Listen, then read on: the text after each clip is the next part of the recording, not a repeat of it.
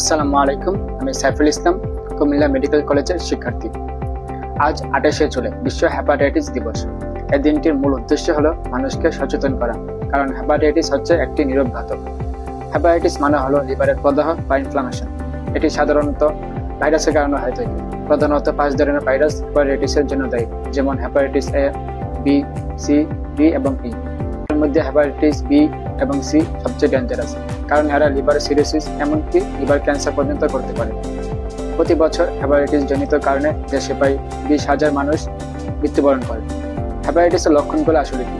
চোখ ও চামড়া হলুদ হয়ে যাওয়া, যেমন জন্ডিস হওয়া, পেট ব্যথা, বমি, শরীর দুর্বল লাগা, প্রস্রাব গাঢ় হয়ে যায় এবং ওজন কমে যাওয়া। তবে অনেক সময় কোনো উপসর্গ থাকে না, তাই এটাকে বলা হয় নীরব ঘাতক। চিকিৎসা: হেপাটাইটিস এ এবং ই এর জন্য সাধারণত কোনো চিকিৎসা প্রয়োজন হয় না, এটা নিজে নিজে ভালো হয়ে যায়। হেপাটাইটিস বি এবং সি এর জন্য এখন উন্নত চিকিৎসা এবং ইনজেকশন রয়েছে। সবচেয়ে ভালো ব্যাপার হলো হেপাটাইটিস বি এর জন্য টিকা বা ভ্যাকসিন রয়েছে। প্রতিরোধী সেরা পথ, তাই আমাদেরকে নিরাপদ ইনজেকশন ব্যবহার করতে হবে, রক্ত দেওয়ার আগে পরীক্ষা করতে হবে, পরিচ্ছন্নতা বজায় রাখতে হবে এবং অবশ্যই ভ্যাকসিন নিতে হবে।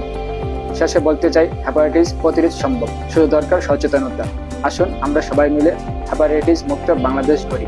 ধন্যবাদ সবাই।